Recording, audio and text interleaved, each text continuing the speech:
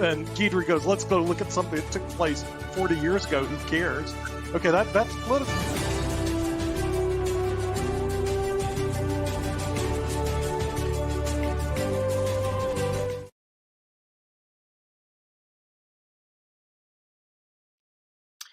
Good morning, good afternoon, good evening, wherever you are in the world and or whenever you happen to be watching us.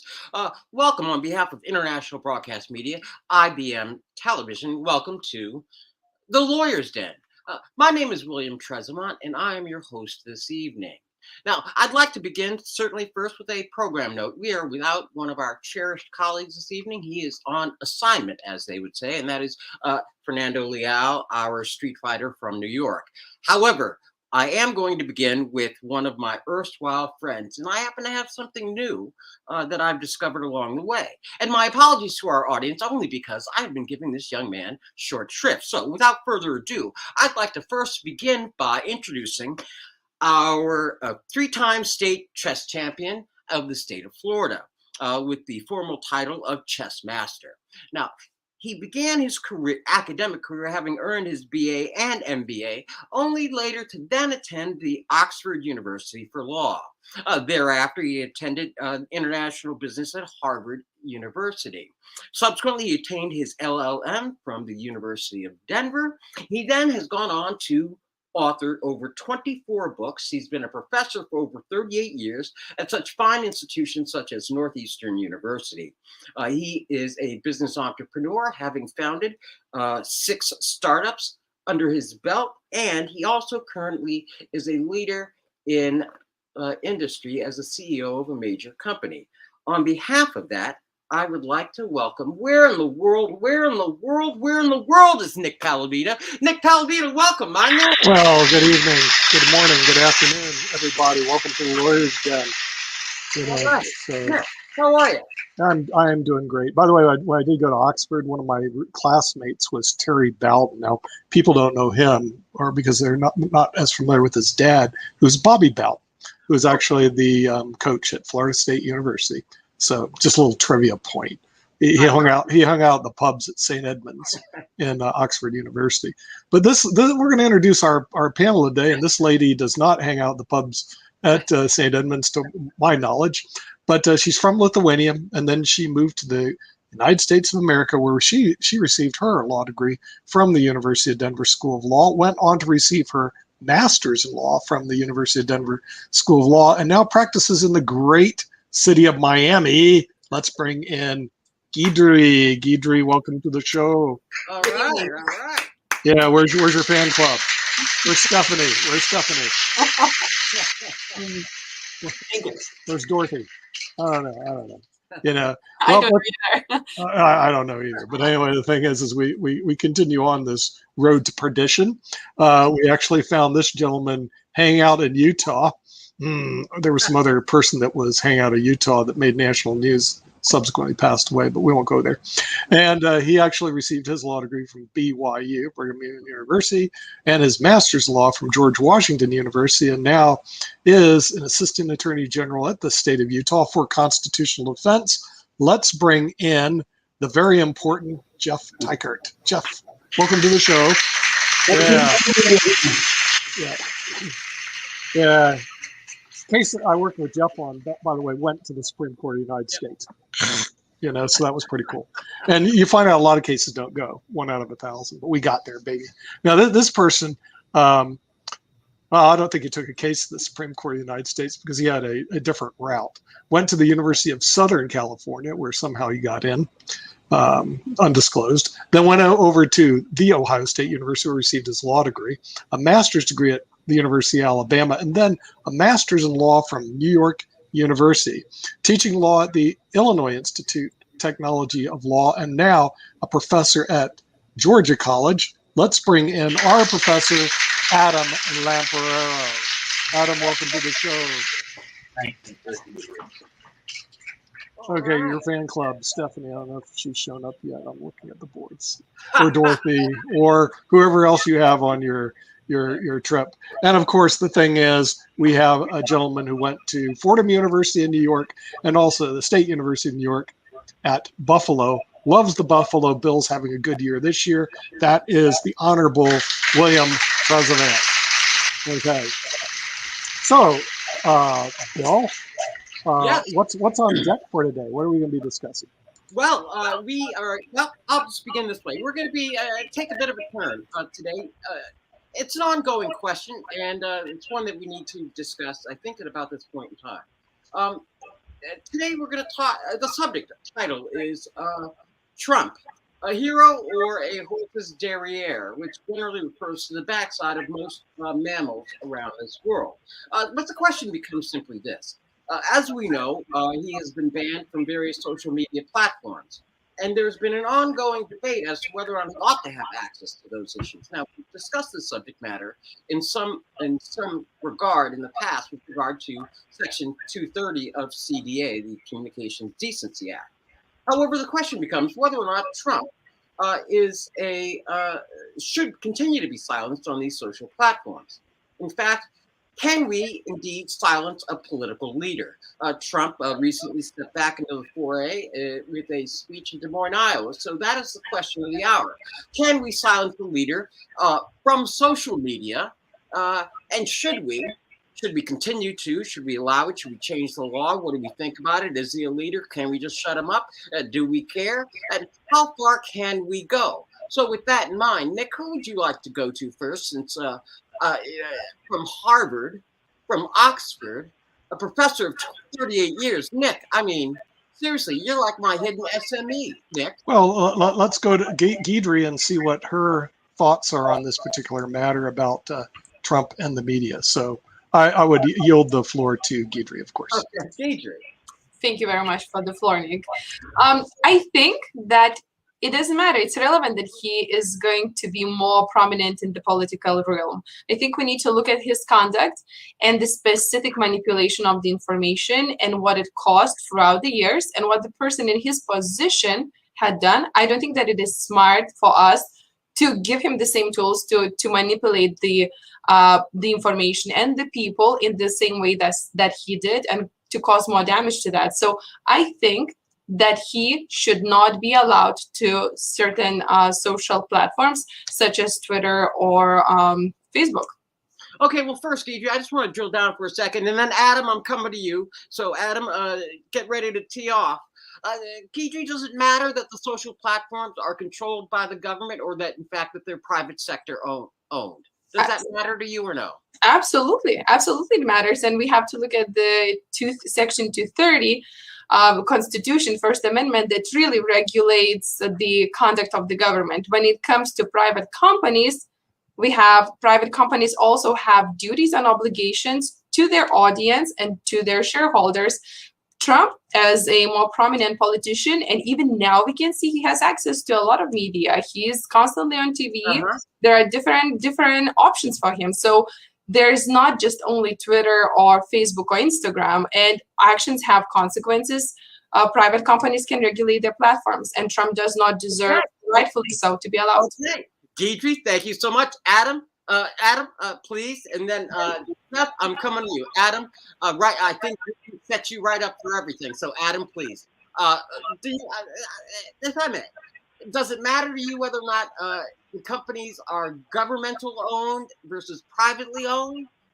If you could, your thoughts. Yes, it does. If a company is privately owned, it's not subject to the Constitution or the First Amendment, therefore can do what it wants. But Facebook and Twitter are no longer privately owned. The White House is working directly with Facebook and Twitter to censor what they believe are misinformation. And that turns in social media into a government entity that therefore qualifies as a state action doctrine. In other words, when the government works with a private corporation to censor information it doesn't like in violation of the First Amendment, the private corporation should be held to the standards of the First Amendment. Now, it's no surprise to me, Bill, of course, that Guidry would favor censorship for people that Guidry doesn't like. That's not surprising at all. It's no surprise that Guidry doesn't come down on the side of liberty, which doesn't like the people who she's dealing with. But to be honest with you, I believe in a democracy, and I believe in the diverse exchange of all ideas. And I wish Guidry would adopt that position. I'm shocked that she doesn't. Okay, Adam, I just have one follow-up question because this distinction between government-owned versus private-owned is really important because my understanding is that the law says that, listen, as Deidre pointed out, the law as it currently stands, if it's the government, then the First Amendment attaches because it's government action. But because we're in the private sector, normally First Amendment doesn't attach because it's a private business. But you're making the argument that there's an exception in Supreme Court rulings that when a private company is so pervasive, such that it's a company town, that we can essentially impugn to that private company that they are in fact the equal of the government for that jurisdiction, therefore the First Amendment applies. Do I have that argument correct? You're correct, Bill. When the government tries to use a private company to do that which they could never do under the First Amendment, the private company becomes a state actor. And that's what's happening here, because if you look at Jen Psaki, in numerous press conferences, she said the Biden administration is working with Facebook to censor what they call disinformation. Okay, no, that's an argument. I just wanted to get, the structure of your argument down first. Now, Jeff, you're up, please. Jeff, can I see your smiley face? And then Nick, I'm coming to you. And we're going to bring everybody up. So, Jeff, first I need your earphones. But let me just set this up for you, Jeff. We have the two sides right now. We have Deidre on the one hand as she examines it. And now you have Jeff on the other side examining the subject. But Jeff's making an interesting argument. He's making the argument under the Supreme Court doctrine of a company town, which impugns First Amendment obligations to private companies. What do you think about that, Jeff? And actually, could you explain that? Because you are our SME on the Constitution. Jeff? Well, a couple of things. First of all, I agree with the point that's been made throughout this program that if it is a private company, the First Amendment does not apply to it. The First Amendment requires state action. So, in other words, if I own a company and I hire some people to work for me and I ask them to sign a trade secret agreement, a non-disclosure agreement, there is nothing wrong with doing that because it's a private company. I'm not using the force of government to impose that on someone. Now, in this situation, I think it's complicated because it impugns our First Amendment values significantly, even though you may or may not have state action. I hadn't considered what Adam said, that the government is working with Facebook to censor opinion. If that is true, then I think the First Amendment would apply. But beyond that, Justice Louis Brandeis said, if there be time to expose through discussion the falsehoods and fallacies to avert the evil by the processes of education, the remedy to be applied is more speech, not enforced silence. So I think that's the undergirding value, that we put up with a lot of offensive speech because we don't want to impinge on freedom, and we're okay to have some bad speech out there, some incorrect speech out there in the interest of protecting the marketplace of ideas. So bottom line, I would apply 230 to say, look, companies, Facebook, Twitter, whoever, it's fine if you want to censor someone from your platform, but by doing that, you have become a publisher and you're no longer protected by government immunity for the results of what people may say on your platform. Okay, I'm going to come back to that, but I just want to drill down just with a follow-up question, Jeff, if I may, and that is this, is that my understanding of the Supreme Court doctrine is essentially that if a private company is so pervasive and controlling that essentially they are in charge of all the information, say, for example, because this was the actual case, that it was a company town run by a private corporation, that therefore that corporation was held to essentially be the government, and therefore First Amendment values and the law attached to them. Now, what I understand our colleague Adam to be asserting is that, in fact, the U.S. government is acting in concert, which is a little bit different than the Supreme Court doctrine. It's more of a new argument, that if they're acting in concert with one another. So that's a novel argument. But I hear you saying that 230 actually fundamentally should be reformed in terms of what we're saying about the private companies to begin with. Am I correct with that? Yes, I would I would use 230 to prevent government immunity from attaching to a company that explicitly makes efforts to censor content on the platform. Okay. Because the reason why NBC and Fox News and whoever else doesn't get immunity is because they are controlling their programming and they're responsible for it. The same is not necessarily true of Facebook, but to the extent that they're trying to do that, I think they should lose their immunity. Okay, Nick, can we get everybody on board? Because, Nick, I'm coming to you because you, my friend, have held all of these hats, okay? So here we have all of the arguments. We've heard Adam, and we've heard Jeff. Now, Nick, you as a publisher, you as a media mogul and a beneficiary under Section 230. Yes, Counsel. All right. I've actually read the complaint. I don't know if you saw that. It was actually in July of this year. And the complaint was obviously Donald Trump versus Facebook. It was filed by a gentleman by the name of Matthew Bolden in the Federal Southern District of Miami, Florida. So it's actually in the Southern District of Florida. And the complaint has, as you know, all these allegations that actually the panel has brought up, not as well defined as what Adam is trying to intertwine or Jeff in terms of state action, which I think is extremely important. One of the also important things is this: will this complaint file basically survive a 12B6 motion, a failure to state a claim with one relief can be granted? In other words, I see it to be a very weak complaint. The attorney that filed the complaint actually did go to Duke University and then went to Wake Forest University to law school. And then he works at a small firm in Miami, Florida. And basically had all the eardrops of Trump, a lot of rambling. But if you want to know, is there a consistent argument that a judge could hold their hand on without a summary judgment? I think they're in for a big fight. Because the real problem is you're talking about private corporations. Nick, Nick, hang on, because you're not off the hot seat yet. I really want to drill down on this one, Nick, and that is essentially this.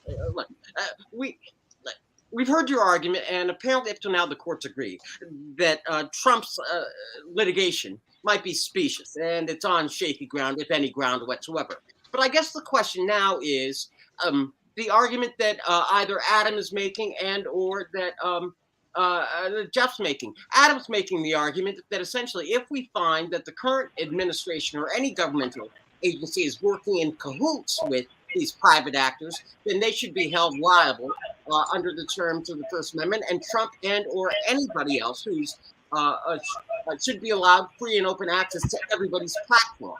That's one. Two, on the other hand, we have the argument from Pedri, which says, hey, listen, there's the government action, then there's private action, and if it's private action, tough luck. Now, Nick, which way do you come down? I mean, first, do you think the government took cahoots in censoring Trump? Second, do you think even if the government is in cahoots, that private companies have an obligation to air Trump and or any other speech that they might not like, Nick? Okay, have you heard of this word, Bill? Summary judgment for the defendant? I mean, the thing is... No, Nick, let me answer this could be a real tough battle. No, hang on, Nick. I don't think they motioned for a jury trial. I don't think a jury's going to see the light of day on this one. I think it's dead on arrival. The only question is, the only thing I didn't do, I read the complaint to see whether this has already been dismissed or not, because Trump throws a lot of stuff out there that doesn't survive a summary judgment, and this might be one of them. So who knows? Okay, well, I'm going to try it this way. I'm going around the horn. Adam, I'm coming back to you, and then I'm coming to you, Jeff, and then I'm coming to you, Guidry. So I'm going to go Adam, Jeff, Guidry. You guys get ready. But Nick, first I want to answer your question, and I want to be quite clear. As the only non-LLM on this panel, words like summary judgment are way above my my educational degree. But that's just It's true. That's true, Bill. But let's put it this way for the audience: you don't get a trial. It's over because your complaint is so bloody stupid. No judge could want to listen to it. So they grant a summary judgment and out the door you go. 12B6 motion, failure to state a claim which relief can be granted. Oh, I'm going to sue Trump because he lives in Palm Beach and his breath takes me away. That's something that which relief can't be granted because it's so bloody stupid that no judge is going to listen to it. That's what he's facing. Okay, now Adam, I'm coming to you, and I have a bit of a twist for you, Adam, and that is this, because and I want to revisit your previous position, but I want to give you another example to see if your position remains true intellectually, and that is, listen, on September 11th, back in 1941, believe it or not, we did in fact have an America First political party in Des Moines, Iowa. Not unlike this recently when Trump held a rally in Des Moines, Iowa. There was a gentleman there who spoke on behalf of the America First political party. The year, again, was 1941. The speaker was Charles Lindbergh. In that speech, he was advocating America First isolationism, and he attacked Hollywood. He attacked Jews as running Hollywood. He attacked essentially what we now would call the left. And people in his comrades in the America First party back in 1941 distanced themselves from him and essentially blackballed him from any future speaking engagements. Now, at the time, there was no internet, but the newspapers didn't put Charles Lindbergh front and center anymore. They didn't cover him. The radio wouldn't let him speak. So I guess my question is, Adam, was that okay when they did it to Charles Lindbergh back in 1941? And if it was okay then why shouldn't it be okay now in the year 2021 with Donald Trump? Adam, here. Wonder how that happened. Can you not hear me? No, We can hear you. You're good. Nick was messing with you. I was messing with Thank you for deciding not to censor me. So I'll answer that question. For the audience, a private company is not subject to the First Amendment. Only public companies or government entities are subject to the First Amendment. But when the government uses a private company to further its agenda, which is what the Biden administration is doing with Facebook, for example, then they become a government entity and thereby are subject to the First Amendment. So your distinction is different. But what I would like to say is that what's underlying this whole discussion is a true dislike and hatred for Donald Trump. And before I end, I just want to point out the list of things that Donald Trump did as president.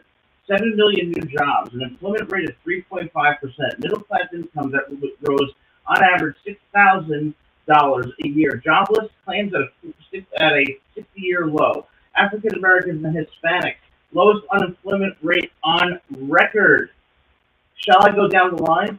Double the child tax credit for individuals, secured the border and secured deregulation to allow our corporations and our economy to prosper.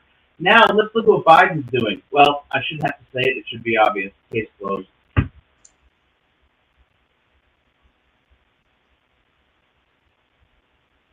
Add a bit of a twist from Adam. Adam's essentially making the argument. Today's topic is Trump, hero or horse's derriere, the silence of a leader. Now, we just heard from Adam saying that, citing why Trump should be considered a hero. Now, is Trump a hero, or is he a horse's derriere? Oh, Nick is coming in with a red flag and challenge. That is the thing is, you can't let Adam get away with these political statements. well, Adam, you can't. Nick is up. Silence, young man. Silence. You can't get away with these political statements. In other words, the thing is, we're looking at a legal action. You sound like Idris. You want to censor people you don't like. Yeah, right, that's true. Okay, but the thing is, we're looking at a legal action, and he's giving us a political statement. By the way, also, we're looking at the four corners of the complaint. I think your complaint is actually better than the one Matthew Baldwin put in. He needs your help because he didn't put in the argument that you're putting in, that Facebook is a state actor. That's so important, and he didn't put it in. So if you don't put those arguments in, and I'm a judge listening to it, I'm just going to dismiss it. I'm going to say, you didn't file a complaint which relief can be granted. Go look at his 50-page complaint. It rambles on just like me and ask me to represent them. No one. Well, you need to get involved in this stuff, But the thing is, he rambles on just like Trump. It's almost inconceivable. The only way, Adam, that thing will survive a summary judgment is he's got to do exactly what you told him to do. But I don't think he listens to lawyers now. Okay, and that is to bring in the argument that the government is basically de facto influencing Facebook to do their bidding. Without that, this case. Thank you, Nick. I agree with you. Gentlemen, we've got to go to Jeff, and I've got to get to Gabby before I lose their interest. Now, Jeff, you've heard the arguments. Jeff, what are you thinking? Is Trump a hero? Horses ass? Did they plead their case wrong? I mean, what are we doing here, Jeff? Because go ahead, Jeff, please. Well, I think Trump is a hero for the reasons Adam said. I think he's a horse's ass because he doesn't have a really presidential temperament, and he caused a lot of trouble with the way he used Twitter and other things during his presidency. So I think it's a mixed bag with Trump. I think it always has been and probably always will be. Now, but would I censor him? No, I wouldn't censor Trump. I wouldn't censor David Duke. I wouldn't censor Al Sharpton. I wouldn't censor anybody I don't agree with. I would censor. I would only censor if there was a clear and present danger to public safety. Now, in the case we're talking about, the argument that Adam makes, I think, is an interesting one. As Nick says, that's probably going to be reserved for another day, because if they didn't raise the argument in their pleadings, they aren't likely to be able to raise it later in the litigation. Right. And so that's that horse may have run already. One final thing on that. There was a thing back in the time of President John Adams called the Alien and Sedition Acts. Yep, absolutely. Go right ahead. Made it a crime to, quote, write, print, utter, or publish any false, scandalous, and malicious writing or writings that would have the effect of bringing officers, quote, into contempt or disrepute in the opinion of the good people of the United States. Now, James Madison, the author of the First Amendment, roundly condemned the Alien and Sedition Act, and he said, quote, the people, not the government, possess absolute sovereignty, and further on said that he would rather leave a few noxious branches on the tree than to cut away the proper fruits. So he is erring on the side of more speech, not less. And I have to agree. I think if we've got somebody who's making false claims, the answer to that is use whatever bully pulpit you've got and stand up and say, no, that isn't true. This is what's true. Okay. No, thank you. Now, I didn't mean to cut you off, but Deidre, I really want to get to you because now I want to kind of tease your position out now that you've heard our colleagues. And that is this. First, they say, well, Adam says you can't do it and you can't censor for a variety of reasons. Now, whether his arguments are valid or not valid, I want to ask you this question. If, in fact, you say that private companies can censor, isn't that really a slippery slope? Because then can't the reverse also be true, that other companies can censor those ideas that they don't like, maybe liberal ideas? And aren't we, don't we just end up canceling everybody else out? Well, I do see the problem with social media platforms. The big and probably primary problem with that is that we have 2-3 main social platforms that manipulate, they really control the United States and all the communication. In fact, those 3 platforms such as Twitter, Facebook, and YouTube are the primary news sources for a lot of people in the United States and in the world. The problem here that I see with Trump and him and the private companies not being able to control him or kind of exclude him from their business model is that certain people in certain positions create clear and obvious present danger to the society by the manipulation of the information. And I don't know what kind of other example we need to see if we don't need to look in January 6th insurrection. 6 people died. We had a horrible, unprecedented event in 21st century. And you know what? In part of it, it doesn't matter. We can talk left and right, green and red, but we know that Trump's dialogue and the orchestration of the events had to play a role in it. We know also that Trump, since then, didn't make any changes in his communication. He is dividing our country, I apologize, and it has not been divided as this in the history and recent history, and it creates clear and present danger. And I do think that there is a problem with social platforms and it needs to be resolved. But Adam is talking about apples, I'm talking about oranges. Social platforms have a big monopoly in our And you're not being our logical. society. We need to moderate their authority and power. Yet, if we're going to say that government, because government has certain involvement in such a big social platforms, then government is really agent, and this social platform in its all 100% should be attributed to the government, then the water will become incredibly muddy. And I think it will affect tremendously the freedom of the speech and freedom of expression and doing business. So I really think that that's where is the slippery slope, and we cannot just like put this label and go with it. I think we really have to dissect it. Okay, Nick threw his second challenge. Nick, you have the floor. No, Nick, please. Guidry is back to making political statements. In other words, she's just like Adam, except sits on the other side. The political statement, oh yeah, he's in charge of making sure all the riots took place in January 6th. We already went over this at Lawyers Dead. For those, he didn't. He did just the opposite. The real problem is the media, and I'm talking about mainstream media, was not reporting it accurately. Then the next thing she does is she crucifies social media. Social media is the only thing that actually can offset major media in the world, literally. So what do you want? One controlled media like you had in the Soviet Union? Everybody looks at TOSS. We're going to look at, one media. See, having multiple outlets actually does make a difference in getting the truth to individuals. And suppressing him is not the answer. But do they have the right to cut him off? Absolutely, because they're private corporations. No, Nick, let me just tell them to go to Parler. No, hang on. I'm throwing the red flag with my red You flag. better get your red flag if you want to throw your red flag.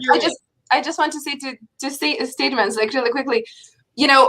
Trump having access or having such a big following in the United States by itself, by his Twitter's, his statements during the insurrection or during the event, maybe not that intentionally, was directly creating danger to the society. And I think that should be sufficient for those private companies, as they are right now, Facebook, Twitter, YouTube, to be able to decide, hey, we don't want someone with such a big authority and such a big capability to really create such a tragedy that it happened in the United States recently, to be able to manipulate our social network that Nick mentioned is so diverse and really can give something benefit and new information to the society. Okay, Gabe, you got it. Adam, I'm coming to you. Well, Jeff, I'm coming to you after Adam. Now, Adam, I want to ask this, a bit of a twist. So you can certainly respond to our colleagues that have advanced their schools of thought, but I want to ask you this question. You've tied this specifically to Trump as the personality.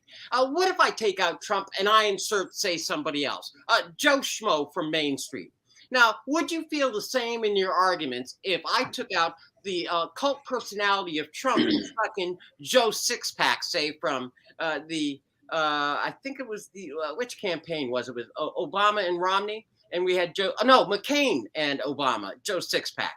If it was Joe Sixpack, would you feel as passionate about it if he was in place of Trump? Adam, unmute please first. Yes, absolutely, because every person should be allowed to share their views. And we benefit from when we have diversity, a diversity of perspectives and ideologies. That's what informs citizenry, and that's what makes democracy work. Okay. I got cut off for the third time. I had a quick question, Adam. I know. Go ahead, smirk all you want, but my question is really going to help you, and that is this: when you advocate diversity and you say that there ought to be more diversity, then doesn't that really mean that you, unlike Jeff, don't believe that Section 230 should be reformed because 230 provides a platform for a multitude of voices that we've never heard from before, as Nick and Guidry argue for? So if you're for diversity, then you don't want 230 reform. It means that when white people were lynching black people in the South, we needed the black voices of Martin Luther King to bring equality and justice to this country. The people who are marginalized and discriminated against and hated should be the ones who are respected. Guidry wants to censor all of them, and Facebook is working with the government to censor people that they don't agree with. Guidry doesn't believe in the First Amendment. She believes in only allowing speech that she likes. And guess what? If you had that society, black people would still be in segregated schools. They would still be getting lynched. Do you understand that? The First Amendment is designed to help people have a voice who are marginalized and discriminated against, and that's the whole point. Guidry doesn't favor that, and Guidry's wrong. Okay, Jeff and Guidry, I'm coming back around. And Nick, I know you're out there somewhere. Don't think I don't have my third eye. I can only handle so much from Adam. Everybody has the right to speak, but we'll get to that later on. Okay, I'm coming to you after I come to Jeff. You speak. Yeah, but the thing is, you don't Why have are you the right any to different speak than anybody everywhere. else? You're all equal. Yeah. Right, but the thing is, I can barge into your classroom and say, look, I have my right to speak, so I'm gonna speak in front of Georgia College. No, I can't do that. Okay, come on. Corporations have rights too. And so the thing is, The if government is corporation owns influencing the them house, and using them to do their dirty work. I'm sure Georgia College would escort my little butt right on out of there, just like Facebook escorted his butt off of Facebook. No, gentlemen, I understand. Nick, you've made your point, and Adam has made his argument about collusion. Now, Jeff, Adam is saying that essentially, if you reform Section 230, black people will never be free again. Jeff, is that is that an argument that we can even take seriously, Jeff? I mean, I don't. Will be slaves. I mean, we didn't have 230 then, and I mean, I'm kind of confused, Jeff. To me, 230 needs to be applied in such a way as to encourage the networks, the social networks, to allow as many voices as possible. And the distinction is really very simple. Are you a publisher? If you're Fox News, if you're CNN, I might not agree with the way you're covering a particular story or the opinion you express on an opinion show, but I will defend your right to do it. And the problem with Guidry's position is when you get into trying to say you don't get to spread lies and you decide what a lie is and what a truth is, who's the Ministry of Truth that determines that? A lot of people say, oh, Donald Trump's out there lying. Well, a lot of media lied about Trump's involvement in the January 6th insurrection. And you would think from the way a lot of them covered it that Trump planned the whole thing, told people to go down there and burn the place down and so forth. Well, should we censor them from trying to make that connection, even though it's a lie? Well, no, because oftentimes a lie is in the eye of the beholder. That's what they did in the Soviet Union. They determined that anything that didn't follow the party line was a lie. And the antidote for lying is more speech. Okay, no, fantastic. Now, Nick, I'm coming to you because Nick, no, Nick, you're out of challenges. You already used those are the rules. But I'm coming to you anyway. And Thank you.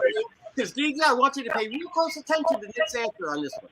Now, Okay, I just want to. I would like to breathe a little reality. No, Nick. My question first. First. I mean, this is the only privilege I have is hope. Now, everybody's attacking the private platforms, Twitter, Facebook, and everything else. But you, as an entrepreneur and head of international broadcast media, you have your own platform and you have a number of producers and publishers. I guess my question for you stems from you in that role, and that is this. Some months ago, when Trump was banned, he went out and started his own social media platform. But lo and behold, it did not take off. And lo and behold, he did not attract a whole bunch of viewers, which is why he's trying to argue and suing to get back onto Twitter and Facebook. Now, it seems to me he had the same opportunity as you did, and you went out and you built a successful platform. So why is it that we ought to reward, under the arguments that Adam's advancing, why should we reward Trump for being a failure by giving him space on your social platform when you were a success? Is that fair to you, Nick? Okay, first of all, I need to breathe a little reality into Adam and Jeff on what's going on out there. The IBM TV network was taken down by YouTube for a week. We just came back up last Wednesday. Why? We discussed COVID-19, and somebody on our panel, I don't know which show it was, said something in favor of not being vaccinated. Seriously. With that, YouTube, who's owned by Google, shut us down for a week. Okay, here's the reality, Mr. Constitutional Attorneys. They can do it. And here's our recourse, zero. I mean, we have no recourse. Now, we don't distribute directly through our own OTT, which I have our OTT guy saying, hey, you have your OTT. Not that easy. We redistribute. through LinkedIn, Facebook, YouTube, and Twitch predominantly. So the thing is, all the shows you're seeing now go to potentially 974,000 Facebook people on Facebook groups, or it goes to YouTube, and YouTube is like a death knell, but we're still doing pretty good there. So it's redistributed through Facebook. If Facebook or YouTube decide we don't like what you're saying, they shut us down. And there's nothing we can do except sit there and go, oops, I guess we can't talk about COVID. We can't talk about COVID-19. I got it, Nick. Jeff, you're in. Jeff, you're up. All right. So I don't disagree with what Nick is saying.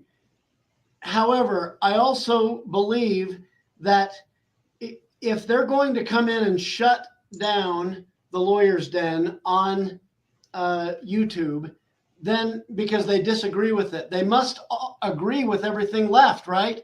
And so that means if somebody is planning an Antifa rally and they advertise it on YouTube, if someone is writing or saying things that encourage people to burn cities, then they must agree with that, because they are censoring the stuff that they don't agree with. And so all I've got to say is under 230, they shouldn't receive any immunity, because they are controlling the content. Okay, that was an excellent flag. Guidry, you're up in center. Please move to the center stage. Guidry, you ready for the big lights? Jeff just made an excellent argument. And, you know it and I know it. Listen, if I have the right, and I in fact do exercise the right to censor, that must mean by implication that I approve of everything else I let through, including Antifa argument. I mean, that would be true. So that if we censor, if they are allowed to censor Trump and anybody else that comes along and spouts off views that they may disagree with, that means by definition, they agree with and approve of everything else on their platform. Guidry, what do you have to say about that? I think that it's completely irrational to put this definition. Yes, on the paper it sounds great, but with the context, with the intensity and the amount of the content that daily, every minute is posted on those platforms, it is impossible to come to this assumption. It just doesn't make any sense. I think that we understand that social media platforms are out of control, and they do enjoy the lack or even absence of liability in certain extents. I am very, very, very against censorship. Coming from the post-Soviet Union country, Lithuania, I do still remember the feeling. I still smell that notion of censorship, and it lingers. But my argument is, I was talking, deciding in the context of Trump or certain individuals that have possibility with evidence, with the conduct in the past, to continue divide our country, that could cause damage to the country. That's where my point is. When it comes to Nick's point, when it comes to what YouTube did, I find it absolutely horrible. I do not agree with it. I think that we need to talk about it. We need to hear all of the opinions, and we do. Unfortunately, right now, this everything that comes to our attention is too immense to really try to box it and categorize in a correct way, and we left with so much unprecedented amount of information that it really makes it difficult for us to decide what to do. And those platforms by themselves right now, I will agree with Jeff, they are becoming publishers, because they do pick and select, and sometimes it could be completely unjustified methods, but that's the nature of the beast. Still, I'm not changing my mind in regards to Trump and their authority as a private operators, as they are right now, to be able to dismiss certain consumers. Okay, Adam, I'm coming to you, so check your mic, because apparently somebody's upset out there. They think that we're muzzling you, and I'm not in any way, shape, or form, because I dig you, Adam. But I want to kind of focus in on this. Guidry makes a point. I want to acknowledge that he made an excellent point, that there really is, across all these platforms, a tidal wave of information that really sometimes makes it overwhelming for an individual to kind of sift out the truth and not truth. So that's an excellent point, Guidry. But Adam, more importantly for you, I want to pick up on a point that Guidry raised, and that is coming from the backdrop of a former totalitarian society. She talked about the stench. And I'm going to call it the stench of stagnation of the free marketplace of ideas. And it seems to me that any attempts to stop what private companies are doing in any way, shape, or form, in fact, attempts to place governmental control over private speech. And that leads invariably to the stench of stagnation of the free marketplace of ideas, Adam. So, I mean, how does that work? On the one hand, you don't want them censoring Trump. And then on the other hand, you do want to punish them and make the government responsible. Adam, how does that work? How do we get more speech, as Jeff would want, and yet still keep everything that you would want? By recognizing that the government is using social media to do what it cannot do under the First Amendment. I'm not talking about regulating private corporations. I'm saying when the government uses social media to discriminate on the basis of content that it doesn't like, then we are not in a democracy anymore. Isn't it funny how Deidre spoke so passionately about how we should censor Trump? But when it came to Nick, Deidre said, "Oh, that's so horrible." That's the point I'm trying to make. She would censor based on who she likes and who she doesn't. I know. That's what the First Amendment exactly prohibits. No, You can cut me off, but you know what? Imagine if Facebook censored Martin Luther King. I know. No, hang on, Adam. Adam, you cannot be allowed to get away with just these throwaway arguments. One. I know, I'm such a terrible person. No, because we are specifically talking about what private companies can and cannot do. And right now, I'm just going to ask you point blank. The law allows private companies to do exactly what Deidre's talking about. That is, Facebook and Twitter, as a private company, can decide who's on their platform. Yes or no? Yes, Bill, but you're missing the distinction. The distinction is private companies are not private anymore because the government is using them. I know. No, hang on, Adam. But that's your argument, and that's an argument that's not yet. Well, Jen Psaki admitted it. I know. But No, but Adam, that's an argument that needs to be made in court and proven. Because right now it's just an argument. Right now, isn't that correct? It's just an argument. It's never been proven in court. Right, Adam? No, it's a fact. Okay, fine, Adam. It's a fact. Nevertheless, okay, Deidre, chalk one up for you. Now, Jeff, I want to come back to you. And Nick, somewhere out there, I'm coming to you after Jeff. Now, I'm listening. Always the eye in the sky like Big Brother, Nick, making sure that we are on point. Jeff, I know that you believe in more speech rather than less. I know that you believe in more democracy rather than less. How do we figure it out? I mean, if for the foreseeable future, we don't see 230 being reformed, at least before the next election. We also know that there's going to be a complete proliferation of private actors, citizens, whether or not it's Trump or others, on this platform of private publication. So where do we draw the line, Jeff? Because it seems to me this is possibly overwhelming for the average citizen. But at the same time, don't they have a right to speak? They have a right to free associate with their friends, put on what they want. Jeff, what would you do?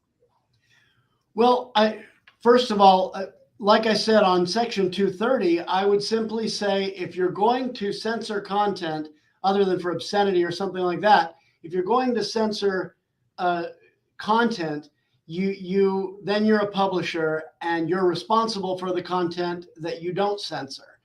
And if they're not going to abide by that, if they're going to censor for political viewpoint, then they're a publisher and they shouldn't receive immunity for being an online platform. And that's where I would draw the distinction on that. I know you know that I believe in more speech, not less, and so forth. But also, I think, like you said, Adam's argument, we've got to prove how deep that government involvement goes. But if the government is in some way strong-arming or cooperating with a private entity to censor undesirable viewpoints, then I think that has become a government actor and would need to abide by the First Amendment. I'm not convinced we're there yet, but I'm willing to look at it. Okay, now, Nick, please reveal yourself, oh great wise one from the Wizard of Oz. Young man, here is my question. We happen to have a question from the audience from Elijah. He had actually made 2 points, and I want to ask you this. His initial question, as I recall it, and I'm paraphrasing here, his question, and I think what he was driving at was, can the government force citizens to purchase goods and services. That is, can anybody occupying the government come in and tell me I've got to buy this and I got to buy that? Now, the issue there simply is this. I guess the import of that question is this: is that by the same token, can the government force a private company such as Facebook or Twitter to carry speech that they do not like and force it upon me as a consumer? No. Okay. Now, No, I mean, it's real simple. It's a private company.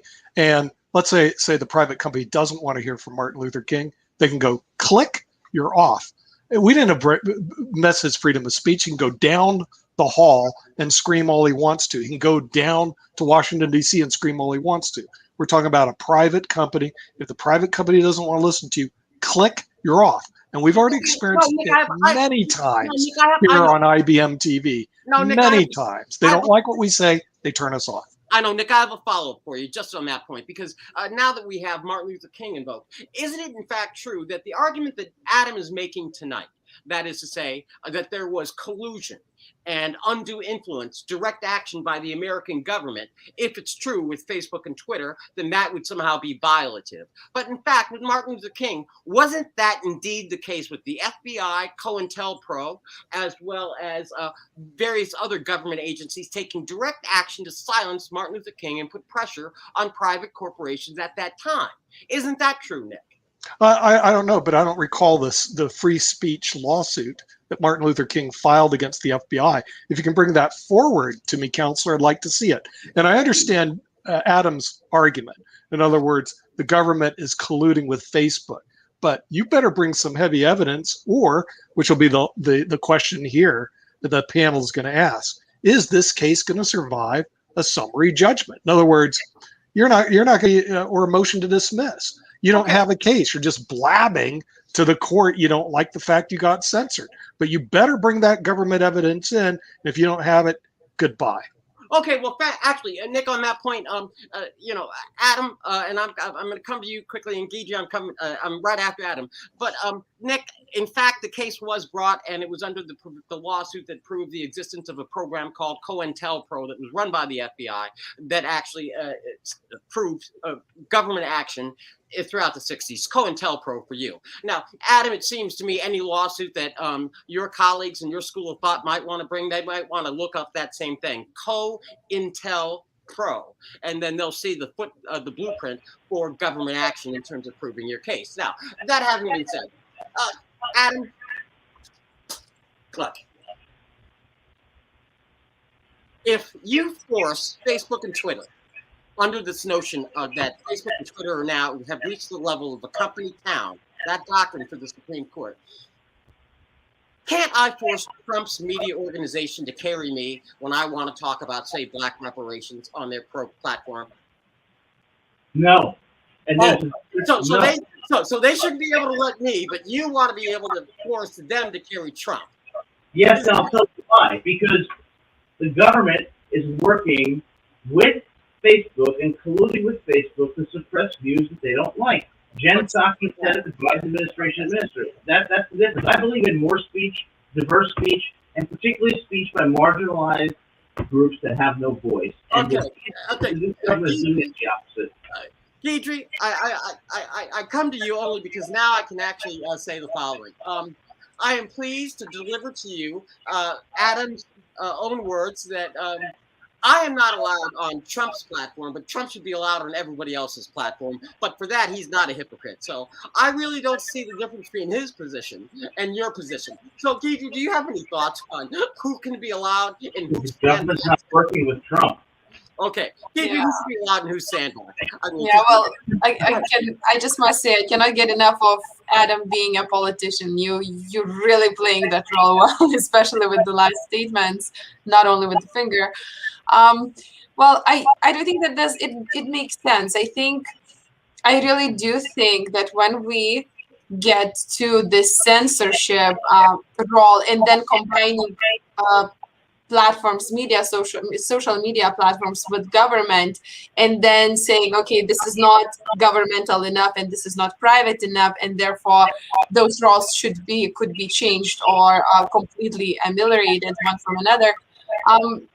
I think that we start losing the main point here that we want to talk about. And the issue is not being resolved by really just throwing the ball from one corner to another.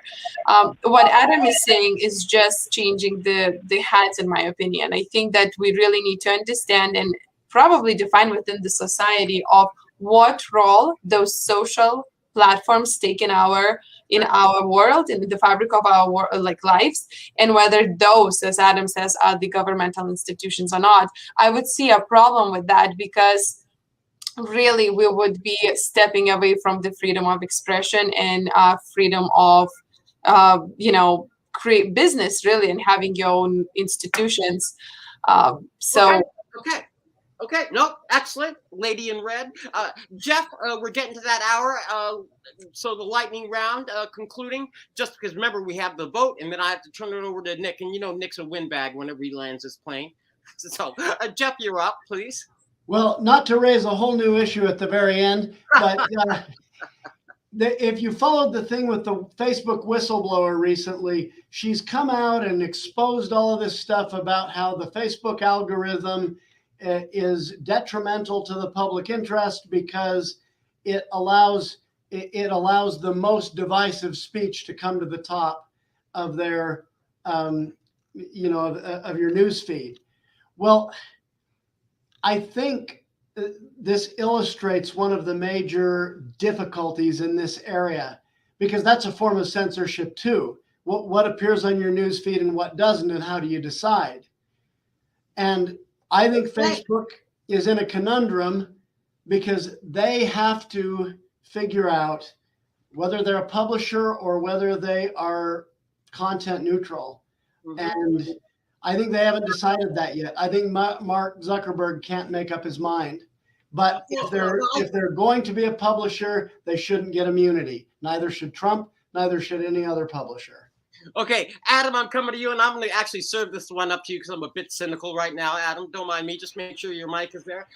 I think Zuckerberg has made up his mind. I think his mind is on money. But that being an aside, your thoughts, Adam, as you make your conclusions before we try to land this plane. If you think that Mark Zuckerberg and Jack Dorsey care about a marketplace of ideas, and I have a bridge to sell you, they care about enforcing a liberal agenda. It's so obvious. And the government is working directly with them to suppress information that they don't like.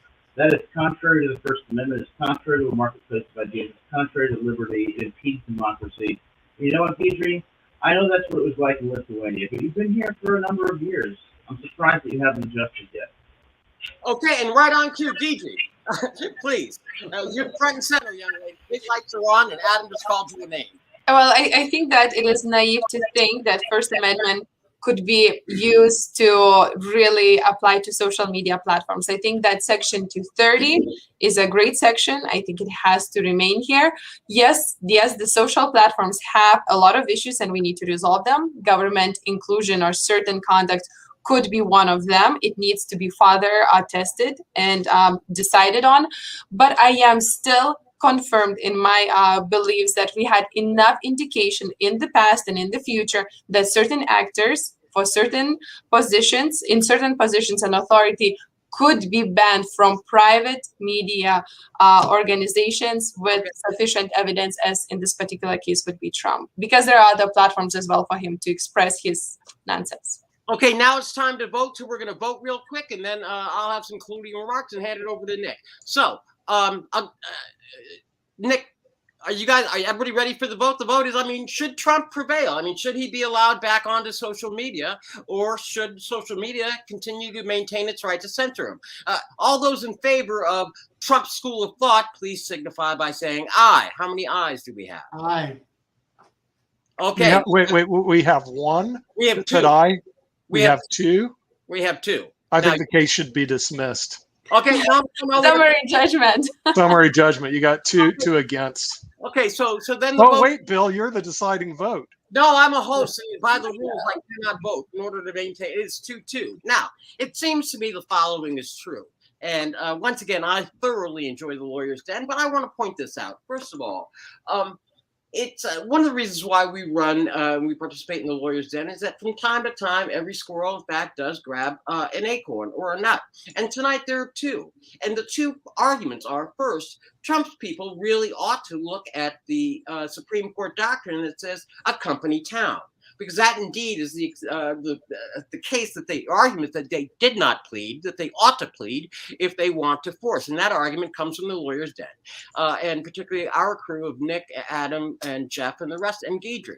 Now, it's also true that Adam's novel argument of collusion is an argument certainly that needs to be fleshed out, because obviously Jeff and or I, if indeed there were evidence, would, well, we would be swayed by that argument. But we can't figure out those arguments unless somebody, pleads the case and submits it to court. So, with that having been said, maybe Trump's team ought to hire two constitutional, certified LLMs rather than relying on mere JDs, because all we can do is ever just qualify to be a Good point, by the way. But anyway, keep going.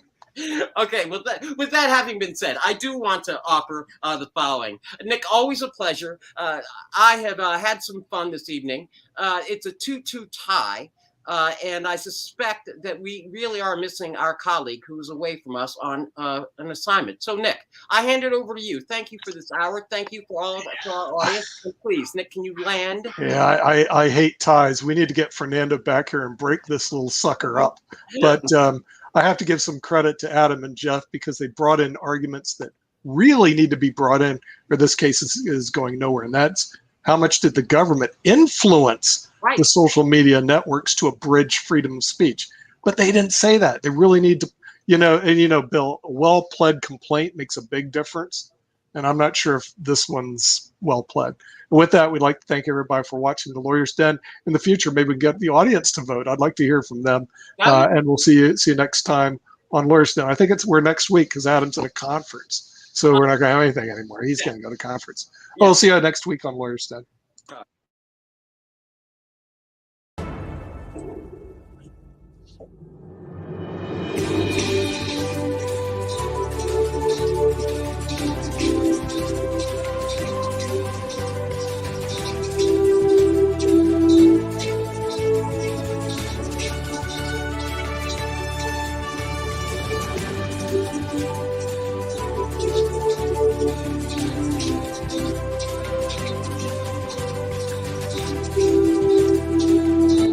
Deidre goes, let's go look at something that took place 40 years ago. Who cares?